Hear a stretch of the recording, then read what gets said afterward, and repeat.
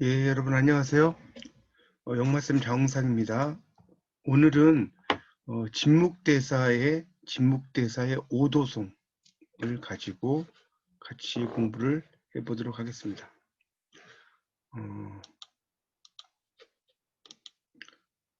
이 진묵대사는 이 오도송을 이제 쓰셨는데요. 자, 이 진묵대사는 그 밑에 이야기 나오죠. 조선 전기 전라북도 김제 출신의 승려고요. 자선 삼매에 빠져서 끼니를 거르기가 일쑤였고 또 술을 좋아해서 언제나 술에 취해 있었다고 합니다. 그리고 스스로 자신을 비승비속이라고 했다는 거예요. 승려도 아니고 속인도 아니다. 이런 얘기죠. 그리고 유교 경전에 매우 지식이 많았고 선과 교, 우리가 이제 선종과 교종, 참선을 주로 중시하는 걸 이야기하는 거고요. 경전을 중시하는 걸 이야기하는 거죠. 교라는 것은 이 두 가지를 동시에 수행했다고 합니다. 그래서 이 오도성을 한번 보겠습니다. 7글자씩으로 각각의 구가 되어 있는데요. 천금지석, 천금지석 이렇게 되겠죠. 그러니까 하늘 이불, 이게 이불금자입니다. 이불금자.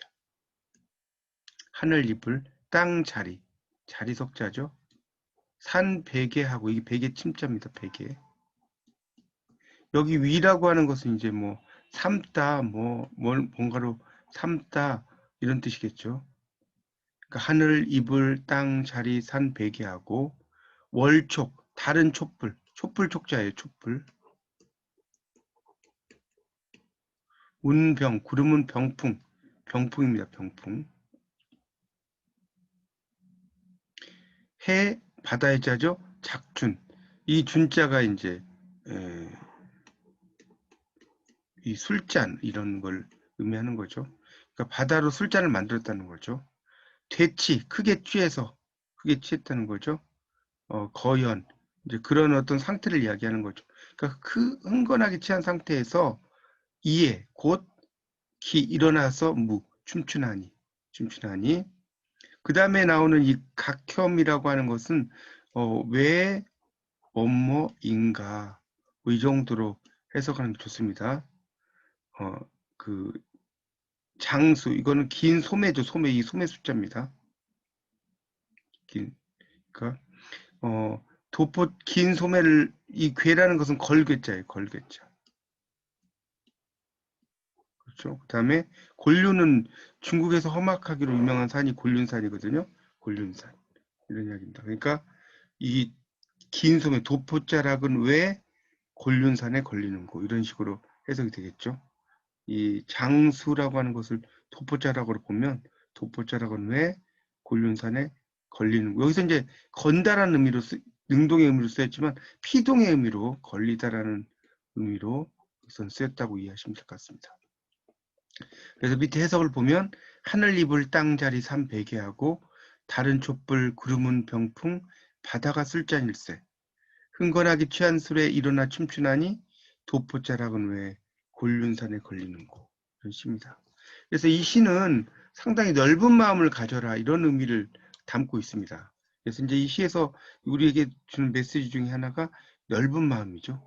영어에서도 sea와 sea라는 게 있습니다. 이거는 바다를 보라는 뜻이 아니고요. 넓은 마음을 가져라 이런 뜻입니다. 그래서 우리가 sea라는 보다라는 단어와 sea라는 바다라는 단어가 이 의미 같은데 이제 뜻이 달라지는 거죠. 우리말은 보다와 바다가 동명어가 아닌데 다르고요. 제가 이제 한 지금부터 7년쯤 전에 일본 여행을 할 때 시라하마라는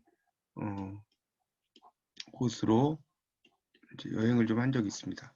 그래서 이게 이제 우리말로 하면 흰 백사장이라는 의미인데 거기에 이제 시라마의 온천에 호텔이 이제 있었어요. 그 호텔이 거기 이제 보면 이름이 이제 바로 이 씨모어가 있어. 씨모어 호텔 이름 씨모어였어. 그러니까 씨가 바다고 모가 덜한 뜻이죠. 더 많이. 그러니까 바다를 더 많이 즉 바다가 가까운 호텔 이런 뜻이고요. 그 호텔에 가니까 온천이 또 해준 온천이라고 있더라고. 해준 온천. 바다 뭐 술잔 이런 의미죠. 그래서 이 개그맨 서영춘 씨가 이제 불러서 인기를 얻은 사이다송에도 보면 인천 앞바다가 사이다라도 곱보 없이는 못 마십니다. 이런 말 있죠. 그래서 이 진묵대사는 이런 그 하늘, 뭐 땅 이런 표현을 해가지고 산, 달, 구름, 바다를 이런 식으로 이제 이불, 자리, 베개, 촛불, 병풍, 술잔으로 표현했죠. 그런 것을 이야기합니다. 그래서 이제 이런 자연의 진리라고 하는 것이 내가 넓은 마음을 가지면 그런 자연의 진리 이런 것도 방에 들어온다는 의미고요. 그 다음에 이제 여기에서 또 이야기하는 것은 나와 자연이 하나 되는 자연 친화의 의미도 있죠.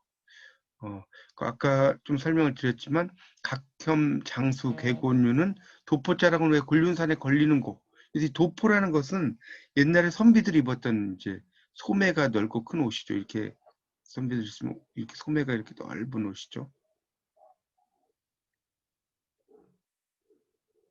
이런 식으로 이제 이런 옷을 이제 이야기해요. 그래서 이 젠틀맨스 로브라고 로브라는 게 이제 좀 느슨하고 헐렁하고 좀 큰 옷을 이야기합니다. 그래서 이 각혐이라는 것은 원래는 이제 아주 싫어한다 이런 뜻이지만 이 문맥적인 의미에는 왜 뭐하지라고 해석하는 게 좋습니다. 그래서 이제 자연과 하나가 되는 것 중에 이 송순이라는 분이 있어요. 관직에서 물러나 면왕정을 짓고 쓴 시조가 있죠. 되게 유명한 시조입니다. 거기에 보면 이런 말이 나옵니다. 10년을 경영하여 10년을 경영해서 초가삼관을 지어내니 이 초가삼관을 이렇게 10년을 경영해서 지었다는 거예요. 이렇게 초가삼관을 지었는데 한가는 청풍이요. 한간에 맑은 바람이 들어온다는 거죠.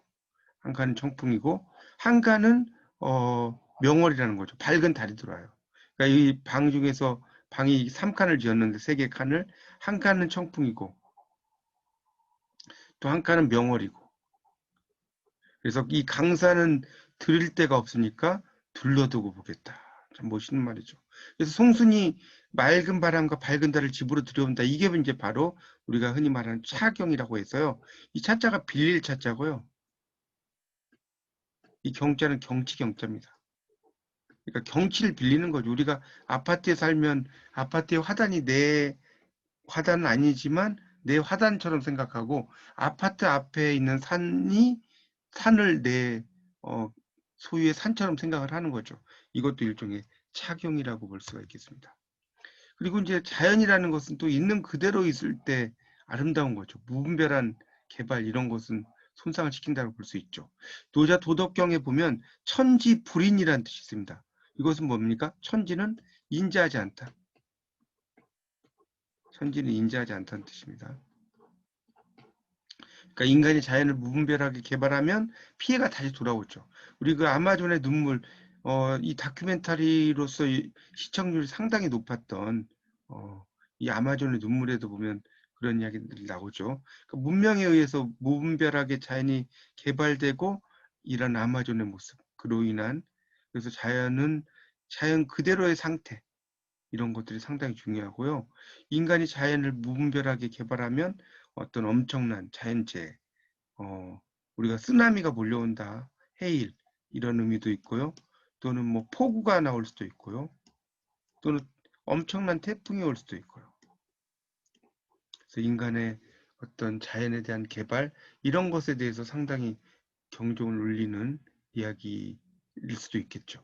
그래서 이제 이런 지금 오늘 이 오도송이라고 하는 진묵대사의 이런 한시를 통해서 우리 삶을 바라보는 어떤 자세 이런 것에 대해서 살펴봤습니다. 한번 여러분이 다시 한번 한시를 음미하시면서 그 맥락들을 잘 이해하시면 좋겠습니다. 예, 감사합니다. 이상 영마쌤 장웅상이었습니다. 감사합니다.